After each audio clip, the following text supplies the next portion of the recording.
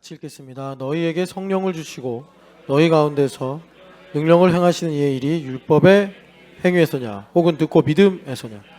아브라함이 하나님을 믿음에 그것을 그에게 의로 정하셨다함과 같으니라. 그런즉 믿음으로 말미암은 자들은 아브라함의 자손인 줄 알지어다. 또 하나님이 이방을 믿음으로 말미암아 의로 정하실 것을 성경이 미리 알고 먼저 아브라함에게 복음을 전하되 모든 이방인이 너로 말미암아 복을 받으리라 하였느니라. 그러므로 믿음으로 말미암은 자는 믿음이 있는 아브라함과 함께 복을 받느니라. 아멘. 아멘. 자, 우리 옆 사람에게 이렇게 축복합시다. 한번 달려봅시다. 축복합시다. 네. 믿음의 경주 하자는 겁니다. 믿음의 경주. 믿음의 경주 하시기를 바라고요. 한 번 더 축복합시다. 당신의 인생은 결코 허망한 것이 조금도 없습니다. 축복합시다. 당신의 인생은 결코 조금도 허망한 것이 없습니다. 야, 전원유. 야, 저기 예원이 누나 옆에 앉았네. 예배 열심히 하세요. 아빠 때문이야, 이거 다. 이거 아빠 때문에 다 이렇게. 예, 여기 보면은 5절에 성령을 주시고, 자, 1부 때 들으신 분들 알겠지만 성령을 주시고와 같은 말은 한 몸 되게 하시고 이겁니다. 한 몸 되게 하셨다라는 거는, 자, 우리 주보 일면의 이 사나이, 거친 얼굴의 이 사나이 누구시죠? 예, 김명수 선교사님.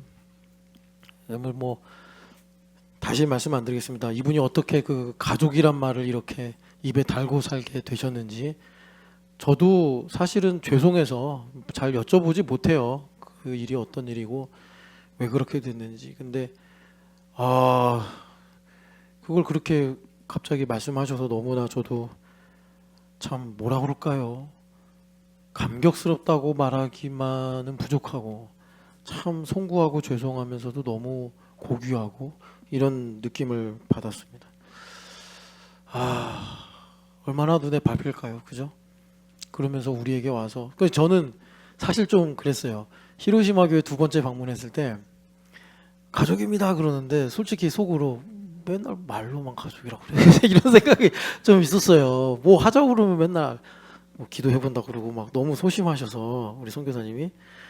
근데 어제 그 금요일에는 그 얘기가 이런 얘기였구나 알고 나니까 너무, 그러니까 황송한 대접을 받는 느낌이었어요. 그래서 이분이 그냥 가족이라고 하는 말이 아니구나.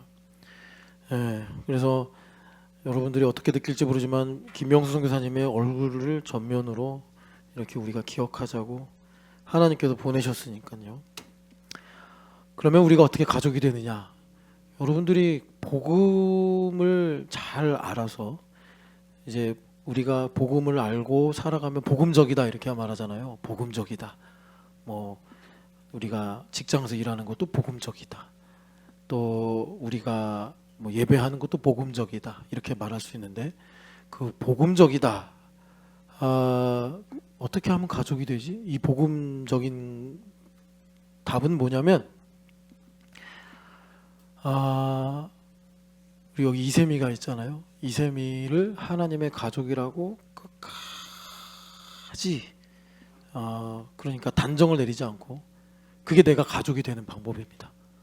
내가 노력하고 자격을 갖추고 뭐 교회 몇 년을 다니고 은사를 받고 이게 가족이 되는 게 아니라 이세미는 하나님의 가족이야, 예수님의 가족이야 라고 끝까지 믿는 거예요. 이게 오래 참고의 사랑입니다.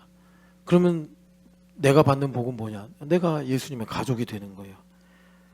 여러분, 그게 예수님의 호적입니다. 예수님의 호적. 여러분, 그렇게 예수님의 가족 되시기를 축복합니다. 그래서 오늘은 그 가족이 되면은 이제 우리가 듣고 믿음으로 산단 말이에요. 가족이 된다는 게 한 몸이 된다는 거고, 여러분들도 다 몸이 있으니까요. 이 몸이 신경을 통해서 다 움직이잖아요. 그죠? 머리에 있는 생각을 다 공유해서. 유아가 공부해야지. 그러면 손이 공부하죠. 듣고 믿음으로 공부하는 거예요. 손 입장에 선. 그런데 유아가 공부해야지 하는데 손이 말을 안 들어요. 이러면 이제 이게 가족이 아닌 거예요. 이 손이.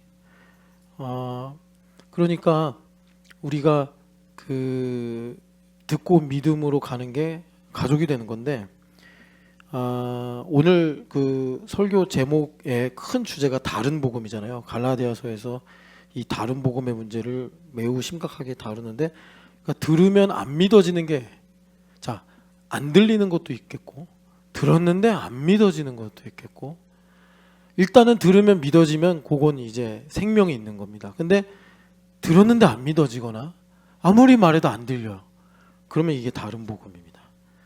그래서 이 다른 복음을 영어 성경마다 different gospel이라고 번역하는 것도 있고 another gospel이라고 번역하는 것도 있는데, 다른 복음이다 이렇게 말하면 우리나라 사람들이 잘못 말하는 게 다르다 하고 틀리다 하고 혼용하잖아요. 그 아시죠? 그 틀리다고 말하면 안 되는데 이게 다른 걸 갖고 틀리다 이렇게 습관적으로 말하는 잘못된 용례들이 있거든요. 그래서 different보다는 another가 좋겠다 생각해서 영어 주보 보면 another gospel이라고 했는데, 영어 성경 보면 another gospel로 번역한 구절들이 있어요. 그러니까는 이 다른 복음의 문제를 성경에서 고린도후서에서 한번 특정해서 다루고, 갈라디아서에서도 좀 특정해서 다루고, 그리고 사실은 이 다른 복음의 문제를 다루는 그 내용이 제자도입니다. 제자도는 다른 복음의 문제를 다루는 거예요. 그러니까 제자도를 내가 모르면, 제자도를 하지 않으면, 제자도라는 게 예수님 따라가는 거잖아요. 예수님을 따라가지 않으면, 예수님을 따라가려면 자기를 부인해야 되는데 1번이 그걸 하지 않으면 내가 믿는 복음이 다른 복음인가, 듣고 들으면 믿어지는 하나님으로부터 오는 복음인가, 이걸 우리가 몰라요. 그래서 우리 신촌연합교회는 철치십과 디사이플십이라고 하잖아요. 그러니까 우리 교회가 제자도라는 거는, 우리 교회는 믿음의 경주를 하는데 그 믿음의 경주는 다른 복음의 문제를 계속 다루면서 뭐라 그럴까, 뛰어넘거나 해결하거나 치우거나 경계하거나 하는 이런 작업을 집중적으로 하는 교회다 이렇게 보시면 되겠습니다. 그러면 아니 복음만 알기도 우리 인생이 짧은데 또 다른 복음은 뭐냐, 이 영적인 배경을 먼저 좀 보자면 데살로니가 후서 2장 7절을 보면요, 이 데살로니가 교회는 그러니까 바울 사도가 3주만 사역을 했어요. 그래서 아주 짧게 계시다가 핍박이 너무 심해서 베레아로 가셨잖아요. 그런데 그 짧은 시간에 복음을 들은 사람들이 교회가 돼서 바울 사도가 그 소식을 듣고 너무 하나님의 말씀이 놀라워서 데살로니가 전서를 보면은 너희들이 내 말을 사람의 말로 받지 않고 하나님의 말씀으로 받았다 이렇게 참 격려의 편지를 보내시죠. 그래서 3주인데 21일 동안 계속 복음을 전하는 게 아니라 그 안식일날 회당에서 딱 3번 복음 전했어요. 그러니까 교회도 없고 믿는 사람도 하나도 없는 지역에 가서 3번 설교했는데 교회가 세워진 거예요. 그러니까 바울 사도가 깜짝 놀란 거예요. 거기서 난 세례를 준 적도 없고 뭐 설교를 하는데 부흥이 일어난 것도 아니고 너무 핍박이 심해서 그냥 야반도주하듯이 도망 나와서 베레아 지역에 갈 수밖에 없었는데, 아니 거기에 3번 설교를 할 때 들었던 사람들 중에 성령 하나님의 강력한 역사로 회심이 일어나서 그들이 바울 사도가 교회를 어떻게 세우는지 뭐 제도가 어떤지 이런 거 하나도 말씀도 안 해줬는데 자기들끼리 모여서 예배하기 시작하고, 그래서 공동체가 형성되고 나중에는 교회가 된 이 소식을 듣고서 이제 데살로니가 전후서를 쓰신 거예요. 그러면서 바울 사도가 딱 드러나게 다른 복음의 문제를 언급은 안 하시는데 그런 문제를 조심해야 된다라고 데살로니가 후서 3장 2장을 보면 7절 같이 읽어보겠습니다. 불법의 비밀이 이미 활동하였으나 지금은 그것을 막는 자가 있어 그 중에서 옮겨질 때까지 하리라. 아멘. 그 불법의 비밀이라는 게 뭐냐, 여러분 그 마태복음 7장에 보면은 예수님께서 천국복음 설교를 이제 거의 끝으로 가실 때 그 열매로 알리라 이러시면서 어떤 사람들이 그 예수님을 주여 주여 하고 이제 찾아오는 거예요. 이제 이거는 예수님께서 그 비유로 하신 말씀이 아니라 사실은 이제 실제 미래에 있을 일을 말씀하신 건데 주여 주여 하고 오는 거예요. 그 사람들이 예수님을 주님 주님 하면서 뭐라고 하냐면 귀신도 쫓아냈고 자기들이 선지자처럼 말씀도 가르쳤고 그리고 은사 받아서 많은 권능을 행했습니다. 막 이런 얘기를 하는 거예요. 그러니까 우리들 입장에서 보면은 뭐 진짜 성도, 진짜 제자 뭐 이렇게 보일 거 아니에요. 겉으로 다 그런 일들을 하니까. 그런데 반전이 있는 게 예수님께서 나를 너희를 도무지 알지 못한다. 안 적이 한 번도 없다. 그렇게 세상 말로 안면몰수를 해버리시는 거예요. 그러니까 엄청 충격적이죠. 아니 교회 그냥 한 달에 한 번 나오고 다는 둥 마는 둥 해가지고 예수님 이제 재림하셨어요. 이럴 줄 알았으면 교회 좀 더 열심히 다닐 거야. 이런 민망해하는 사람한테 예수님께서 누구세요? 이러시면은 우리가 좀 이해가 쉬운데 52주 한 번도 안 빠지고 교회에서 또 열심히 특별해서 봉사도 하고 봉사다 은사도 받아서 히브리서 말씀대로 성령에 참여하고 말씀의 능력을 맛보고 은혜도 경험하고 이랬던 사람들이에요. 근데 그런 사람들 중에 여러분 여기서 혹시 귀신 쫓아내신 분 있으세요? 가끔 부부싸움 하다가 귀신 쫓아낸다고 하는 분들이 있는데 그건 비열한 짓입니다. 그렇게 하시면 안 돼. 그런 거 말고 진짜 치유사역의 일환으로 축사를 하고 그랬던 사람들이 그러니까는 귀신이 막 쫓겨나가고 이러면은 우리들도 야 저분 참 기도의 사람이구나 권능의 사람이구나 그럴 텐데 예수님 재림하셔서 정말 이제 왕의 이런 모든 그 권세를 갖고 오셨을 때 당연히 내 충성스러운 종할 줄 알았는데 모른다 이러시면 얼마나 충격적이에요. 근데 예수님 그렇게 말씀하시면서 모른다고 하는 이유가 뭔지를 말씀하시는데 그거를 불법이다 이렇게 말씀합니다. 불법을 행하는 자들아 다 댁에서 떠나라 이거예요.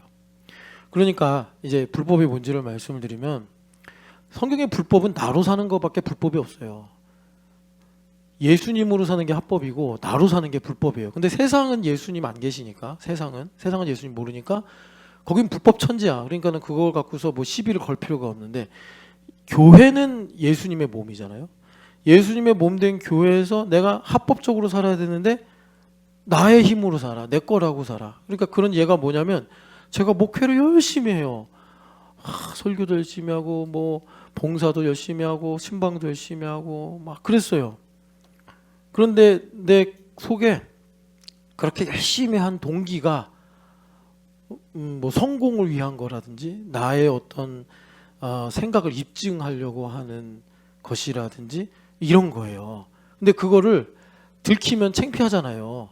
그러니까 싸고 감춰서 아무도 모르게 그냥 뭐 입만 열면 뭐 예수님 성경 말씀 뭐 할렐루야 이러고 살면서 마음 깊은 곳에는 뭐 다 동료 목사들하고 경쟁하고 그리고 이렇게 교회를 어떻게든 크게 해서 사람들한테 내가 이렇게 훌륭한 목사라는 걸 입증하고 싶은 동기가 내 안에 있어요.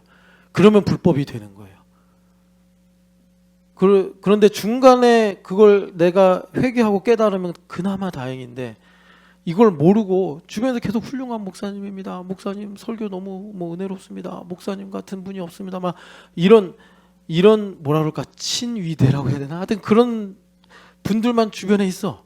그래가지고 진짜 내가 그런 줄 알고 살았어요.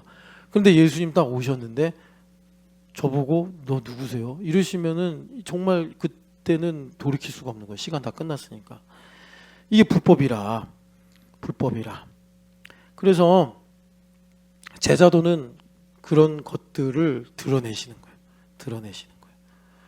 그러니까 이제 이런 걸 하면 좀 힘들죠. 사실 열심히 하려는 사람이 계속 그러니까 주님 앞에서 채근을 당하는 느낌이니까.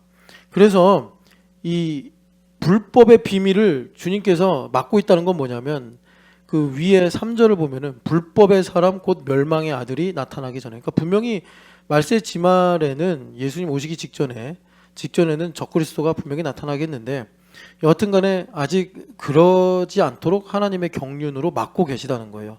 그래서 구원받는 사람들을 모으고 계시는데 자 그러면서 중요한 거는 자 10절부터 12절 읽어보겠습니다. 불의의 모든 속임으로 멸망하는 자들에 있으리니 이는 그들이 진리의 사랑을 받지 아니하여 구원함을 받지 못함이라. 이러므로 하나님이 미혹의 역사를 그들에게 보내사 거짓 것을 믿게 하심은 진리를 믿지 않고 불의를 좋아하는 모든 자들로 하여금 심판을 받게 하려 하심이라. 아멘. 그래서 여러분 여기서 타작마당의 이 말씀이 이제 여기 나타나는 건데, 타작마당이 교회잖아요. 성전의 반석이니까. 교회 성전을 타작마당 위에 세우셨단 말이에요. 그리고 예수님도 성령 세례를 주신다고 하시면서 알곡은 곡간으로 가라지는 불로 이렇게 이제 나누신다 이런 말씀하셨고, 세례요한 통해서. 그러니까 구원과 심판이 동시에 진행되는데 내 안에 불법이 있어요. 내 힘으로 사는 불법이 있다고요. 그러면 속는단 말이에요. 10절에 불의의 모든 속임, 속아서 미혹의 역사를 따라서 거짓을 믿게 한단 말이에요. 그래가지고 나중에 이들이 가라지가 돼서 심판을 받게 하신다. 그러니까 여기 보면은 이 불법의 이 문제로 인해서 안 들리거나, 안 들리는 거는 그러니까 예수님께서 그 하신 그 네 가지 밭의 비유로 보면은 길에 해당되겠죠. 안 들리는 거, 안 들리는 거. 그리고 들었는데 안 믿는 거는, 안 믿어지는 거는 뭐 돌이나 가시온건키라고 보면 되겠죠. 여하튼 간에 그래서 주님께서 멸망하는 자들에게는 이 불법의 비밀로 인해서 미혹을 당하게 하심으로 그들이 거짓을 믿게 하셔서 심판을 받게 하신다라고 말씀. 이게 영적인 배경이에요. 영적인 배경이에요. 그래서 요거하고 같은 내용인데 하나만 더 보죠. 요한일서 말씀 여러분 분별해야 되니까, 요한일서 4장을 보면은 거짓 것을 믿는 게 뭐냐, 거짓 것을. 요한일서 4장 보면은 2절 3절 읽어보겠습니다. 이로써 너희가 하나님의 영을 알지니 곧 예수 그리스도께서 육체로 오신 것을 시인하는 영마다 하나님께 속한 것이요 예수를 시인하지 아니하는 영마다 하나님께 속한 것이 아니니 이것이 곧 적 그리스도의 영이 아니니라. 영이니라. 보리라 한 말을 너희가 들었거니와 지금 벌써 세상에 있느니라. 아멘. 그러니까 아까 그 불법의 아들, 불법의 비밀이라는 게 여기 적 그리스도의 영이다 이렇게 보시면 되겠는데, 그래서 여기 보면은 예수 그리스도께서 육체로 오신 것을 시인하는 영은 분명히 하나님께 속해 있다 이렇게 말씀해요. 그러니까 성령 하나님께서 그걸 우리에게 인치시고 보증해 주시는 건데, 그래서 하나님께 속해 있다라는 거는, 그러니까 우리의 위치와 질서가 에덴에서처럼 분명하고, 여러분 위치와 질서라는 게 그러니까 되어지는 문제란 말이에요. 나는 화내고 싶지 않은데 화가 나. 이건 위치와 질서 문제예요. 내가 의도적으로 화내야지. 내가 허우성 집사님이 나 윤실이 누나 보면 화내야지 해서 화를 내는 거는 이제 본인이 그렇게 화를 내는 거고, 화내지 말아야지 했는데 윤실 자매가 야 허우성한테 화가 확 나. 그거는 위치와 질서가 지금 엉뚱한 데 있는 거예요. 예수님 줄에 서는 것이 아니고 엉뚱한 데 줄이 서 있는 거예요. 근데 허우성 집사님 어디 계세요? 거기 계시는구나. 토요일날 한번 뭐 집어 던졌다며, 금요일날. 그런 소식을 들었어요. 누나랑 한바탕 했다며. 누나가 참 회개 많이 하던데요. 뭘 아니라고 그래. 누나가 싸웠다는데. 본인만 싸운 거예요? 아니던데. 그 한 후배가 허우성 집사가 그렇게 무서운 사람인 걸 처음 발견했대요. 그러니까 그러면 좀 자기가 그렇게 화를 내놓고서도 아니라고 하면은 정신과를 좀 가봐야 될 것 같은데. 화를 내고도 이게 지워진 거잖아요. 지금 자기 화 안 냈다고 하면. 그런 게 위치와 질서 문제라는 것입니다. 그런데 여기 보면은 핵심이 뭐냐, 예수 그리스도께서 육체로 오신 것을 시인한다. 교리적으로 성육신을 믿는다는 게 아니고, 이 말은 그 믿음을 바탕으로 내가 예수님의 몸된 지체로 산다 이것입니다. 그러니까 허우성 집사님이 아직 그 위치와 질서 문제가 허윤실 자매를 누나로 보는 거예요. 허윤실 자매를 누나로 보면 안 되고 하나님의 딸로 봐야 되고 예수님의 제자로 봐야 되고 또 신촌역의 성도로 봐야 돼. 근데 그렇게 되려면 사실 윤실 자매랑 살아온 세월이 되게 길잖아요. 그러니까 그만한 은원 관계를 상쇄할 만큼 하나님을 가까이 해야 돼요. 하나님을 가까이 해야지 내 누님이 아니라 하나님의 딸이요, 존귀한 예수님의 제자요, 성도로 이제 보이는 거예요. 그러니까 누나랑 같은 교회를 다녀야 하는 허우성 집사님 입장에서는 참 고단할 수 있지만 복음적으로 보면은 하나님의 큰 섭리죠. 예. 윤실자매가 그렇게 좋은 누나는 아닌 것 같아요. 왜냐하면 제가 만약에 윤실자매 동생으로 태어나도 그럼 저는 진작에 연을 끊고 살았을지도 몰라.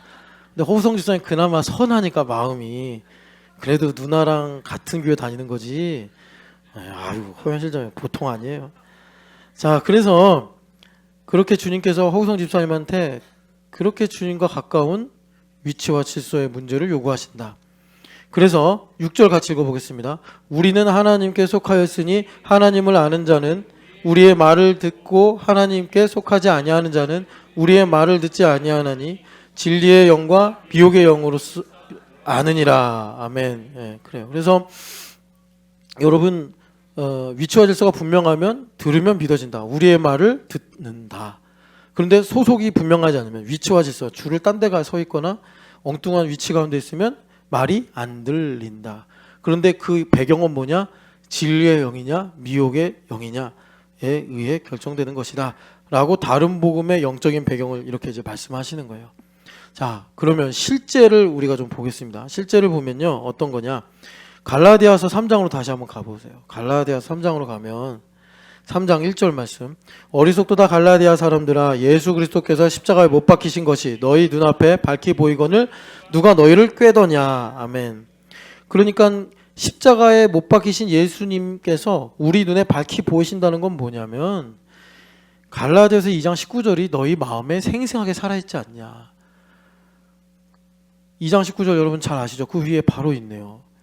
내가 율법으로 말미암아 율법에 대하여 죽었나니 이는 하나님에 대하여 살려 함이라. 그래서 원래 영어 성경 봐도 그런데 19절이 어디까지냐면, 왜 한글은 이렇게 했는지 모르겠는데요. 19절이 어디까지냐면 내가 그리스도와 함께 십자가에 못 박혔다. 여기까지예요. 이게 밝히 보이는데, 너희들 마음에 이 말씀이 생생하게 살아있는데, 그런데 왜 소가 넘어가냐 이거예요. 왜 소가 넘어가냐. 이게 다른 복음의 실제 케이스 중에 하나예요. 그러니까 다른 복음의 문제가 뭐냐면 그리스도와 함께 십자가에 못 박혔음을 내가 알아. 이게 복음의 본질이죠. 난 죽고 예수님 사신 거예요. 그런데 아직 우리의 체질이 하나님 중심이 안 되니까 다른 복음, 그러니까 어떤 우리 이성에 호소한다든지 감정에 호소한다든지 나의 경험에 호소하는 할례 같은 인간 중심적인 메시지에 내가 끌려가는 거예요.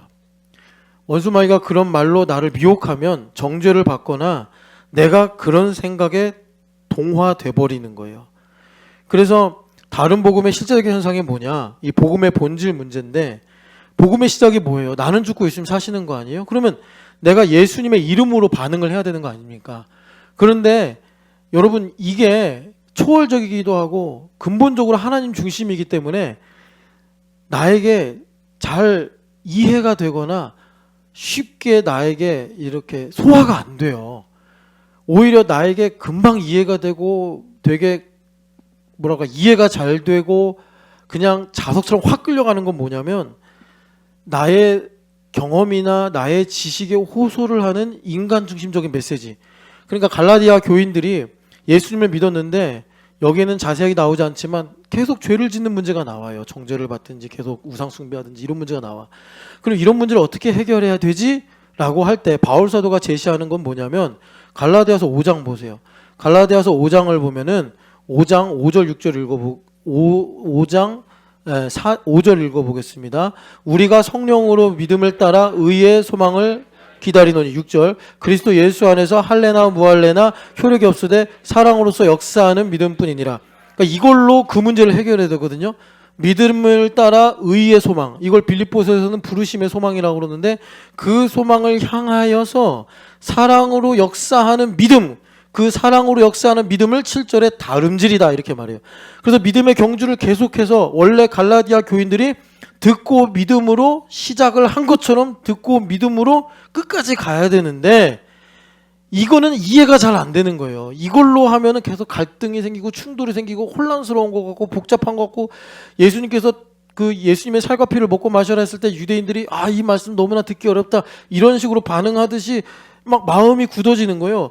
그런데 웬 거짓 교사들이 와가지고 할례를 받으면 돼 하니까는 이게 답이네. 바울 사도가 잘못 가르쳤네. 이러면서 거기로 확 쏠려가니까 바울 사도가 지금 3장 1절에 왜 속아 넘어가냐. 본질은 너희들이 듣고 믿는 일을 여기 보면 성령 하나님으로 말미암아 믿음을 따라 의의 소망을 바라보면서 부르심의 표대를 바라보면서 뒤에 있는 것은 잊어버리고 오직 앞에 있는 것을 향하여 사랑으로 역사하는 주님을 더욱 사랑하는 믿음으로 말미암아 다름질을 계속 해야 되는데 지금 니들이 달리는 거 힘들다고 여기 정은정 집사님 그랬잖아요. 자기가 왜 다름질을 못했나. 매사에 좀처럼 무리를 하지 않는 성향이라 조금만 숨이 차도 덜컥 겁이 나서 멈춰섰다. 매사의 성격이 그런 거예요. 그러니까 다름질 안 하고 할례 받아야지. 이렇게 이제 왜 속아 넘어가냐 이런 거예요. 이게 다른 복음의 현상 중에 하나고 또 하나를 보면은 고린도후서 11장을 보겠습니다. 여러분이 다른 복음의 문제가 중요해서 오늘 사실 설교의 초점이 여기 있는데 고린도후서 11장을 보면은 갈라디아 교회 상황하고 좀 달라요. 고린도 교회 상황은 3절 4절 읽어보겠습니다. 뱀이 그 관계로 하와를 미혹한 것 같이 너희 마음이 그리스도를 향하는 진실함과 깨끗함에서 떠나 부패할까 두려워하노라. 만일 누가 가서 너희가 전파하지 아니한 다른 예수를 전파하거나 혹은 너희가 받지 아니한 다른 영을 받게 하거나 혹은 너희가 받지 아니한 다른 복음을 받게 할 때는 너희가 잘 용납하는구나. 아멘. 그러니까 다른 복음의 특징은 뭐냐면 이해가 잘 되고 다른 복음의 특징은 내가 머리가 안 아파. 그냥 술술술술술 들어와요. 그러니까 너희들이 잘도 용납하는구나 그러는 거예요. 마치 하와가 뱀에게 그 속아가지고 넘어간 것처럼. 그러니까 지금 이거는 이제 고린도 교회 상황을 배경으로 놓고 이해를 해야 되는데 고린도 교회 사람들이 신령하지 못하다고 그랬잖아요. 고린도전서 3장을 보면은 너희가 아직도 어린아이구나. 그러니까 구원은 받았는데 율법적 경향이 되게 강한 거예요. 뭐 그리스 문화에 살아서 그런지 모르겠는데 율법적 경향이 매우 강한 거예요. 매우 인본적인 사람들이에요. 그래서 고린도 교회에 편지를 쓰기 시작하게 된 게 뭐냐면 고린도 교회가 계속 이제 파벌 싸움이 생기는 거예요. 그런데 재밌는 게 뭐냐면 맞는 말로 싸워요. 틀린 말로 싸우는 게 아니라 뭐 개바파는 개바의 메시지로, 바울파는 바울의 메시지로, 아볼로파는 아볼로의 메시지로 다 동역자들인데 서로가 자기가 맞는 말을 하면서 상대방이 틀렸다라고 주장을 하니 하나님께서 보실 때는 얘네들 뭐 하는 짓이냐 그러고 마귀가 볼 때는 막 박수치고 신나하고 즐거워하는 거예요. 그래서 그것이 바울 사도가 볼 때 너희들이 아직도 어린아이 같다. 너희들이 신령한 사람이 아니라 다 너희들 입장에서 어린아이처럼 자기중심성이 너무 강하지 않냐 이 말씀하는 거예요. 그 문제 때문에 지금 어떻게 되는 거죠? 그리스도를 향하는 진실함과 깨끗함에서 떠나. 그러니까 진실함과 깨끗함이 뭐겠어요? 들으면 믿는 거예요. 자, 일준 집사님 금식하세요. 아멘. 그게 진실함과 깨끗함이에요. 일준 집사님 금식하세요. 목사님 제가 회사도 가야 되고 지금 금식할 이유도 특별히 없는데 왜 금식을 하라고 그럽니까? 그러면 뭐죠? 그리스도를 향한 진실함과 깨끗함에서 떠나 부패해 있는 거예요.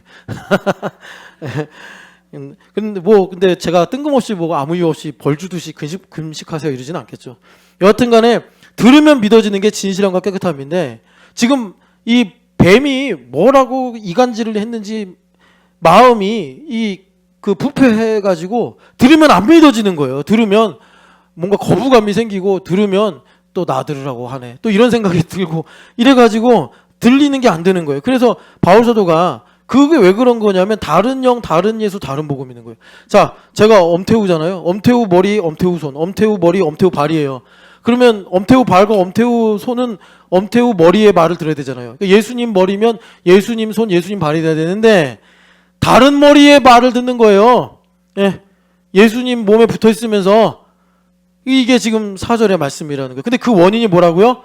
진작에 신령한 자가 돼야 되고 진작에 장성한 자가 돼야 되는데 계속해서 나를 자랑하고 싶고 나를 드러내고 싶고 하여튼 이런 문제가 있어가지고 어린아이 수준에 갇혀서 결국은 그 자기중심성을 매개체로 원수마귀가 하와를 꼬시듯이 관계로 우리를 미혹을 해서 지금 듣고 들으면 믿어지는 진실함과 깨끗함에서 떠나서 들으면 믿어지지 않거나 듣기도 싫어하는 이런 마음의 완악함, 부패함 가운데 있다. 이렇게 말씀을 하고 있는 겁니다. 그래서 여러분 이 문제가 얼마나 중요한지 고린도후서 10장을 가시면 자, 바울 사도가 이렇게 말씀하십니다. 1절 읽어보겠습니다. 너희를 대면하면 유순하고 떠나 있으면 너희에 대하여 담대한 나 바울은 이제 그리스도의 온유와 관용으로 친히 너희를 권하고. 아멘.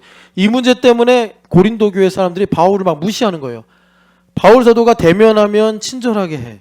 그런데 떠나서 편지를 쓸 때는 엄청나게 권세 있고 또 아주 정확하게 담대하게 말씀을 써요. 그러니까 이 고린도 교회 성도들이 수준이 낮아. 어린아이 같아. 그러니까 바울 사도를 무시하는 거예요. 무시하고 있는 거예요. 그런데 바울 사도가 왜 이렇게 대면하면 유순하고 그리고 떠나면 담대하게 말씀하시는가? 이유가 있어요. 왜 그런 거죠? 여러분들 잘 아는 것처럼 4절 5절 때문에 그래요. 육신, 혈과 육으로 싸우는 것이 아니라 하나님의 능력으로 그들에게 그러니까 문제를 해결해 주시려고 하는 거예요. 하나님의 능력으로 문제를 해결하는 게 뭐냐면 우리가 잘 아는 것처럼 견고한진을 파하고 그리스도를 아는 것을 대적하여 높아진 모든 지식을 사로잡아 복종하게 하기 위함인데 그러려면 어떻게 해야 돼요? 여러분 자원하는 마음이 일어나야 된단 말이에요. 자원하는 마음이 뭐냐면 바울 사도가 대면하면 유순하게 말씀하시고 오늘 우리로 말하면 이거예요. 대면하면 아유 우리 김찬현 집사님 훌륭하십니다. 새벽 예배도 이렇게 잘 섬기시고 그런데 목사님이 설교할 때 보면 막 김찬양 망치로 치고 막 곡괭이로 치고 막 이런 것 같아. 네가 성도냐? 너가 제자냐? 막 이러면서 그러면서 또 김찬양 집사님 만나면 아유 찬양 집사님 훌륭하십니다. 참 찬양 집사님 이름도 찬양인데 참 영광스럽습니다. 이렇게 말을 해. 그런 제가 일부러 의도적으로 그렇게 하는 게 아니라 주님께서 그런 일들을 통해서 찬양 집사님이 정말 하나님께서 나에게 이런 마음을 주시는구나. 그 간극 사이에 유순함과 담대함 사이에 자원하는 마음이 그러니까 신령한 차원으로 자원하는 마음이 일어나서 하나님께 동의를 드리는 거예요. 하나님 내 안에 이런 견고한 진이 있습니다. 내 안에 이런 높아진 이론이 있습니다. 이렇게 자원하는 마음으로 하나님께 나아갈 때 혈과 육이 아니라 성령 하나님의 능력으로 찬양 집사님 마음의 견고한 진이 파여지고 높아진 이론들이 무너지게 된단 말이에요. 그래서 오벳 에돔에게 주신 복처럼 핀포인트로 김찬양 하면서 하나님께서 마음에 새기신 말씀으로 답을 주시더라라는 것입니다.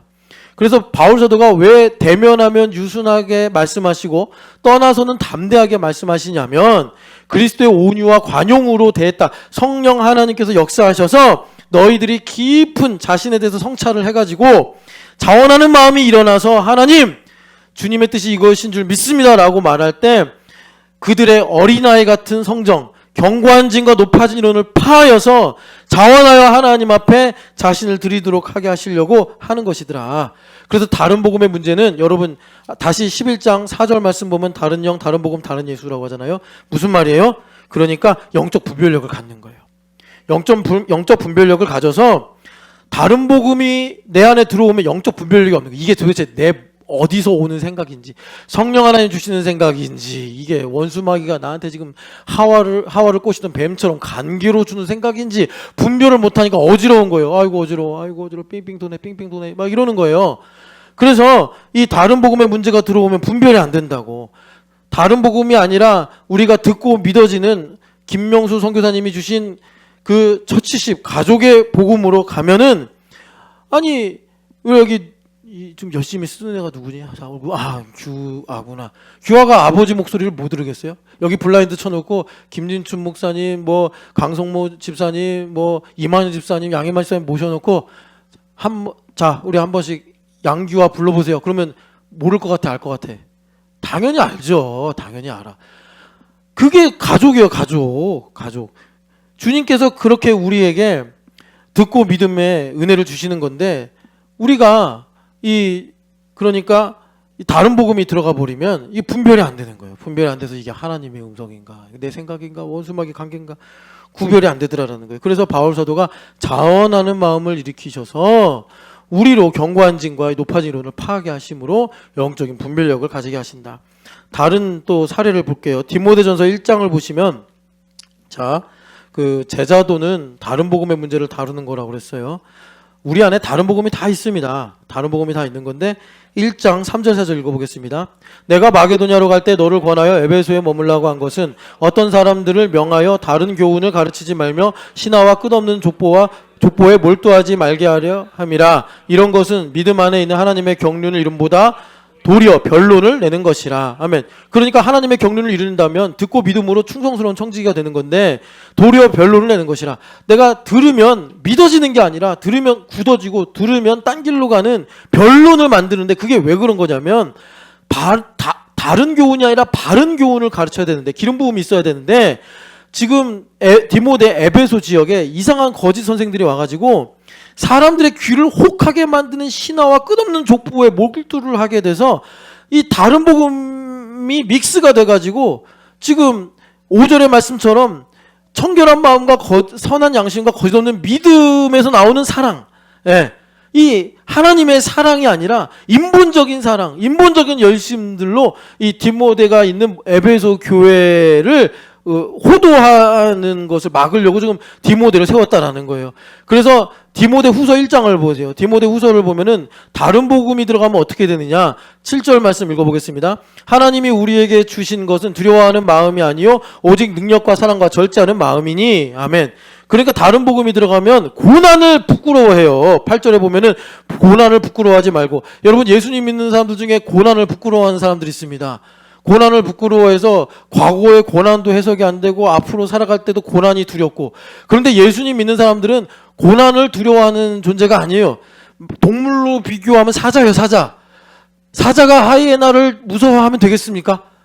아니잖아요. 그런데 다른 복음이 들어가면 내가 사자인데 하이에나를 무서워하는 거예요. 내가 BBC에서 봤는데요, 하이에나랑 17대 1로 싸워도 사자가 이기더라고요.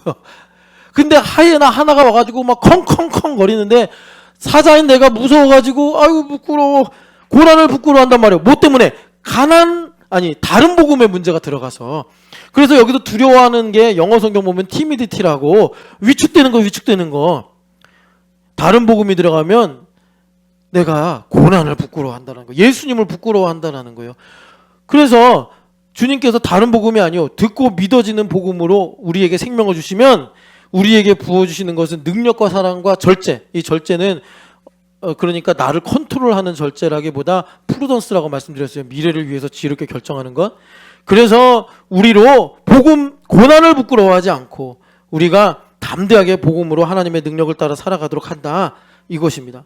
그래서 다른 복음이 들어가면 첫 번째 복음의 본질이 희석돼 버리고, 두 번째는 뭐냐면 영적 분별력을 내가 갖지 못하고, 여기 보면 세 번째는 뭐냐면 우리를 고난을 부끄러워하게 한다. 그래서 복음으로 담대하게 살지 못하고 사자가 실컷 먹이를 잡아놓고서 하이에나 2마리가 와가지고 내놔. 그랬더니 죄송합니다 하고 하이에나한테 먹이를 뺏기는 그런 일이 있으면 되겠어? 유연아? 안 되잖아. 사자는 사자로 살아야지. 그지? 하나만 더 볼게요. 이 고난을 부끄러워하는 문제는 그래서 다른 복음 때문에 소속이 불분명해서 그래요. 이게 마가복음 8장과 10장을 보시면 소속이 분명하지 않으면 고난을 부끄러워해요. 소속이 분명하면 내가 하나님께 소속이 돼서 고난을 명예롭게 여기고, 대신에 하나님께서 왜 나에게 그러니까 고난을 주시지 않을까, 이거를 부끄럽게 여기게 되는 거죠. 디도서 1장을 보겠습니다. 디도서 1장을 보시면 여기도 다른 복음의 문제, 제자도 성경이기 때문에 다른 복음의 문제 계속 나오는데, 자 1장 10절 같이 읽어보겠습니다. 불순종하고 헛된 말을 하며 속이는 자가 많은 중 할레파 가운데 특히 그러니.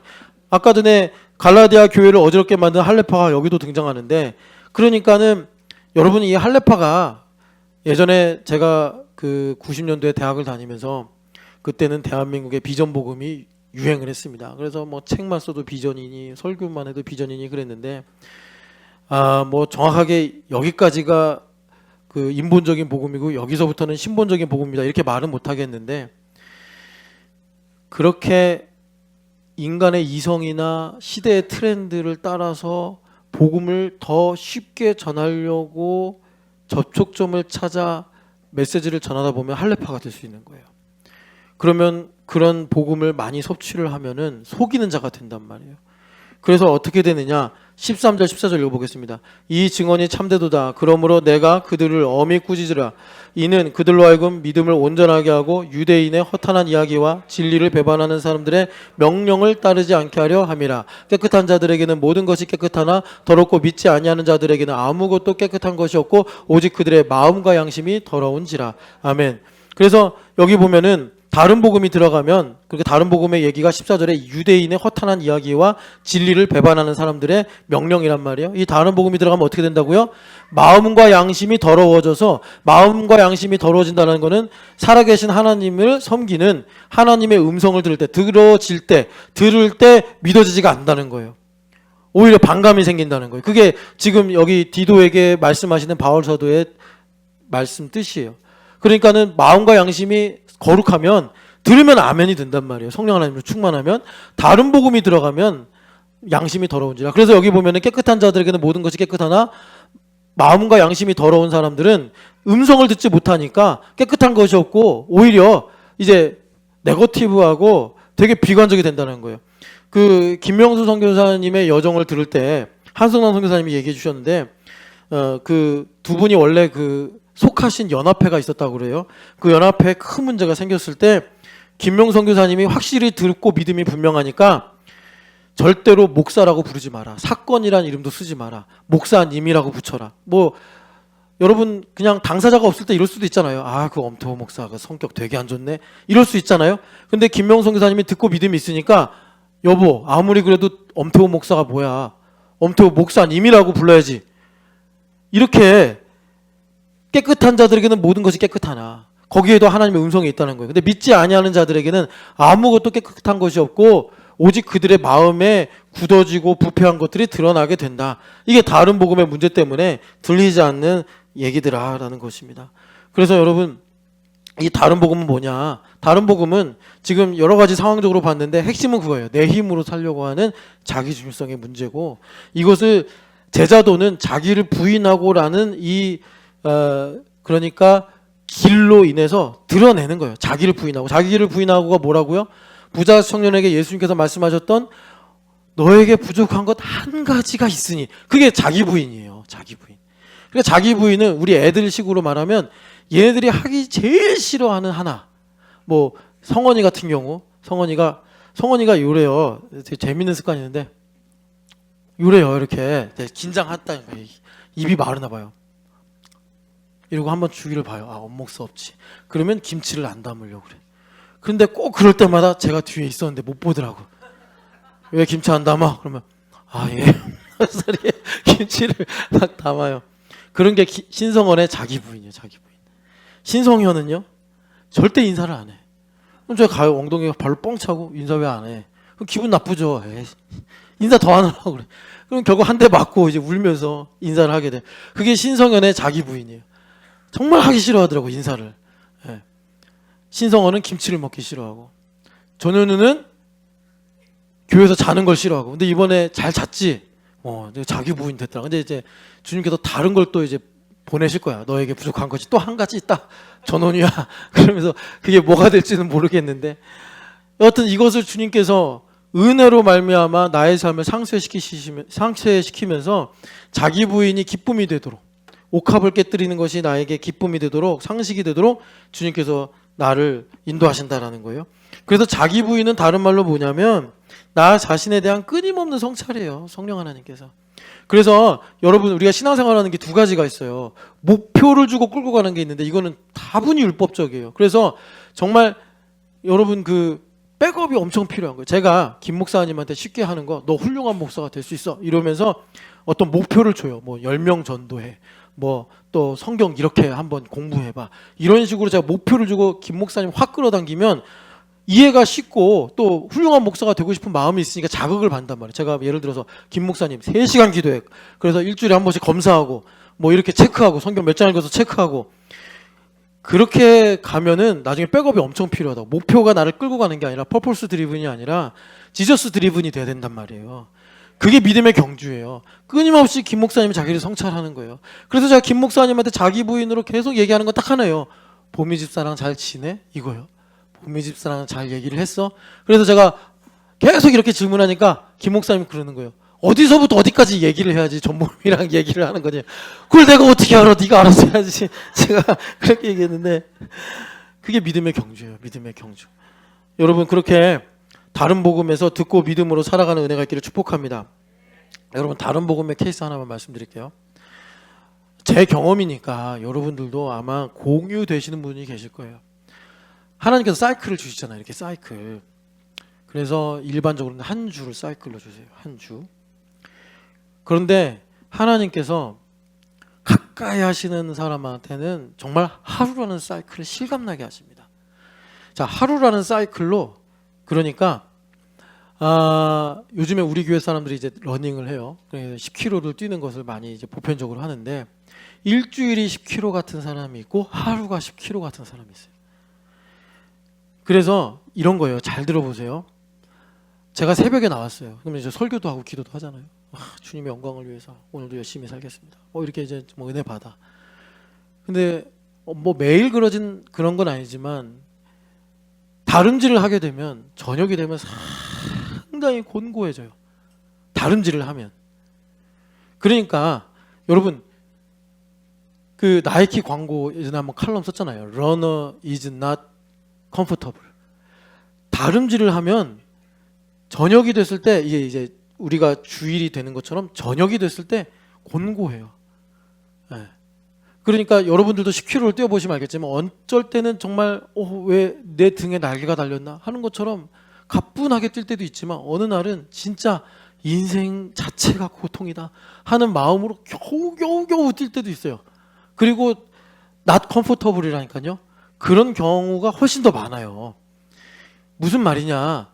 내가 믿음의 다름질을 하니까 아침에 새벽에 하나님께 영광 돌려. 그리고 치열하게 하루를 사는 거예요. 그러면 저녁이 되면 당연히 고단하죠. 그럴 때 우리가 다른 복음이 아니라 듣고 믿음의 복음으로 살아가면 바울 사도처럼 뒤에 있는 것은 잊어버리고 내가 부르심의 상을 얻기 위하여 앞에 있는 것을 잡으려고 달려가노라. 그러면서 주님 힘 주세요. 이렇게 우리가 나아가는데 아까 여러 가지 사례로 말씀드린 것처럼 허탄한 이야기나 뭐 하여튼 여러 가지 이제 잘못된 블랙코드들이 들어와 가지고 내 안에 다른 복음이 있으면 원수마귀는 정말 비열한 놈이에요. 그래서 그 순간 나를 정죄해요. 너 믿음이 없는 거야. 너는 목사가 아닌 거야. 너는 하나님의 자녀가 아닌 거야. 너가 이렇게 사니까 또 오늘도 실패한 거야. 그래서 신나게 다름질하고서 오늘 나는 또 실패했구나 하고 정죄를 받아. 이게 기가 막힌 거 아니에요? 제가 믿음의 경주를 했단 말이에요. 주님께서 힘주시고 소망을 주셔서 믿음의 경주를 했어요. 자, 주님께서 그런 나를 달려온 나를 너 이거밖에 못하냐? 아이고 너 기록이 더 안 좋구나. 야 10km도 못 뛰냐? 주님께서 그러시겠냐고. 주님께서 안아주시고 좋은 코치처럼 또 나를 풀어주시고 나를 새롭게 하셔서 내일도 뛸 수 있도록 우리에게 지혜와 믿음을 주시지 주님께서 우리를 정죄하시겠냐고요. 그런데 다른 복음이 들어와 버리면 원수마귀가 이런 걸로 나를 미혹을 해가지고 오늘도 실패했구나. 오늘도 나는 목사로 사는 걸 틀렸구나. 이러면서 낙심하게 만든다고요. 이런 게 다른 복음이에요. 그래서 여러분 이 내용은 사실 그 지금 제가 말씀드린 이 하루의 사이클의 문제는 갈라디아서 문제예요. 갈라디아서의 이 다른 복음의 문제가 복음의 본질 문제잖아요. 그래서 바울 사도가 예수 그리스도께서 십자가에 못 박히신 것이 밝히 너희 눈에 보이거늘 왜 속냐? 네가 달리는 거냐? 예수님 달리시는 거지. 왜 네가 달린 것처럼 실패했다고 그러냐?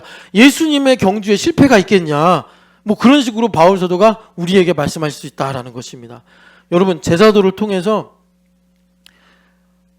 듣고 믿어지는 천국 복음으로 살아가시기를 축복합니다. 그래서 자 갈라디아서 3장 이제 우리 마무리 지읍시다. 갈라디아서 3장에 보면은 이 복을 가지고 아브라함의 복이다. 아브라함의 복이라는 게 뭐냐면 아브라함은요. 그러니까 하루 단위로 믿음의 경주를 한 사람이에요. 왜? 그 다음날 어제 들은 것 갖고 재탕을 못해.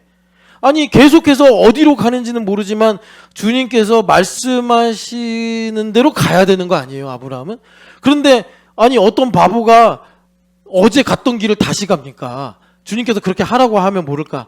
그러니까 바울 사도는 매일마다 주님께서 나에게 말씀하시는 게 뭔가 듣고 순종해서 가야 된단 말이에요. 그래서 바울 사도에게 하나님께서 의롭다고 하신 게 뭐냐면 창세기 15장 6절 말씀대로 너에게 내가 이런 일을 할 것이다 할 때 아브라함이 마음이 가난했어요. 그게 그리스도 안에서예요. 여러분 한번 창세기 15장을 봅시다. 창세기 15장 보면 이게 아주 우리한테 중요한 장인데, 이 아브라함 할아버지가 롯 구한다고 전쟁에 끌려가다시피 참전을 했잖아요. 그리고 승리하고 왔는데 허망한 거예요. 허망한 거예요. 여러분들 인생 뭐 우리 다 이제 40 이상 살았으니까 허망하다는 게 뭔지 아실 거예요. 그래서 이후에 15장 1절 보면 하나님께서 환상으로 임하셔서 내가 너의 방패요 지극히 큰 상급이다 라고 인생의 변곡점을 한번 찍으세요. 그런데 아브라함의 허망함이 얼마나 컸는지, 하나님 나는 뭐 주시든지 말든지 자식이 없어서 소용이 없습니다. 그러니까 하나님께서 아니다. 이게 그리스도 예수 안에서예요. 이게 교회 안에서라고. 그래서 아브라함한테 하나님께서 엘리에셀이 아니라 너에게 주는 씨가 너의 상속자다 그랬어요. 그랬더니 6절 읽어보겠습니다. 아브라함이 여호와를 믿으니 여호와께서 이를 그의 의로 여기시고, 이게 이신칭이에요. 그러니까 아브라함이 얼마나 마음이 가난해졌는지, 목말랐는지, 하나님께서 너에게 씨를 줄 텐데 그 사람이 너에게 상속자다 그러니까 그냥 믿어져 버린 거예요. 자, 이것을 시작으로 어떻게 하셨느냐? 자, 야고보서 2장을 가보세요. 야고보서 2장을 가보면 이제 주님께서 이 믿음을 어떻게 이끌어 가셨는가? 2장 21절부터 23절까지 읽어보겠습니다. 우리 조상 아브라함이 그 아들 이삭을 제단에 바칠 때 행함으로 의롭다 하심을 받은 것이 아니냐? 내가 보거니와 믿음이 그의 행함과 함께 일하고 행함으로 믿음이 온전하게 되었느니라. 이에 성경에 이른바 아브라함이 하나님을 믿으니 그것을 의로 여기셨다는 말씀이 이루어졌고 그는 하나님의 벗으로 칭함을 받았나니. 아멘. 그러니까 하나님을 믿으니 이것을 의로 여기셨다라는 창세기 15장 6절부터 믿음의 경주가 시작이 돼서, 그래서 마침내 창세기 22장에 이삭을 바치려는 말씀에 행함으로 순종하여 믿음이 완성됐다는 거예요. 여러분 이 말씀이 무슨 뜻인지 아시겠죠? 그래서 계속 아브라함이 듣고 믿고 듣고 믿는 게 쌓였단 말이에요. 오늘 칼럼에 보면은 우리나라 건국에 대해서 잠깐 썼는데, 우리나라 건국이 1919년에 시작이 돼서 48년에 완성이 됐단 말이에요. 이걸 갖고 어떤 게 진짜 건국이냐라고 싸우는 게 정신 나간 멍청이지, 이걸 갖고 왜 싸우냐고요. 하나님 보실 때는 아브라함이 창세기 15장 6절에 여호와를 믿으니도 온전한 믿음이요, 그리고 이삭을 바치는 것도 온전한 믿음이란 말이에요. 하나님께서 그렇게 복음의 능력으로 듣고 믿고가 쌓이게 하심으로 우리에게 이삭을 바치는 행함이 온전히 이루어지게 함으로, 이삭을 바치는 행함이 온전히 이루어지는 것은 다윗이 어떻게 하면 언약궤를 다윗성으로 옮길까 할 때 출애굽기 25장 14절인가 15절의 말씀이 정확하게 귀에 꽂혀가지고 레위인으로 언약궤를 메고 옮기게 하는 것과 똑같은 거예요. 그렇게 될 때 아브라함을 하나님께서 하나님의 벗이라 칭함을 받게 하시는 은혜를 주셨다라는 것입니다. 믿음의 경주가 뭐예요? 들으면 믿어지는 데서 계속해서 듣고 믿어야 돼요. 그런데 여러분, 인간이라는 마음이 구태해지기 쉽단 말이에요. 썩어져가는 옛사람, 구습을 쫓아가는 마음이 우리 마음이란 말이에요. 그러니까 우리 마음을 교회에 와서 계속 벗어야 돼. 김찬양 집사님이 계속 찬양으로 믿음의 완성에 이르려면 계속 벗어야 된다고. 1948년 건국의 완성까지 가려면 계속 희망을 꺾지 말고 믿음을 따라 의의 소망을 기다리는 믿음의 경주를 계속 달려가야 되는 거예요. 그렇게 될 때 하나님께서 우리에게 위에서 부르신 부름의 상에 이르도록 우리에게 힘주셔서, 자, 로마서 1장 17절 알죠? 복음에는 하나님께서 구원을 주시는 능력이 있나니 믿음에서 믿음에 이르게 하신다. 따라서 믿음으로 말미암아 살리라 함이 이와 같으니라. 복음에는, 듣고 믿음에는 믿음에서 믿음을 이르게 하는 구원을 주시는 하나님의 능력이 있다라고 바울 사도가 말씀하시는 거예요. 그 구원을 주시는 믿음의 능력이 뭐예요? 오늘도 주님께서 나에게 레마로 주실 때 그것은 창조의 음성이기 때문에 나에게 듣고 믿어지게 하심으로 마침내 하나님께서 대적의 성문을 차지하게 하시는 믿음의 순종을 우리에게 하나님께 드리게 하시는 믿음을 주시더라라는 것입니다. 여러분, 오늘도 이 아브라함의 복이 나의 것임을 믿고, 여러분 아브라함처럼, 아브라함의 인생의 최고 증언이 뭐예요? 난 나그네다. 그래서 나는 본향은 갈대아우르가 아니라 하나님께서 설계하시고 하나님께서 직접 지으신 영원한 도성이다 하면서 매일 듣고 살아갔던 것처럼, 여러분 그렇게 믿음의 경주로 달려가시기를 축복합니다. 그래서 주님께서 우리에게 줄려져진 아름다운 구역을 주실 줄 믿습니다. 우리 같이 기도하겠습니다. 하나님, 내 안에 있는 다른 복음의 문제를 치유하여 주시옵소서.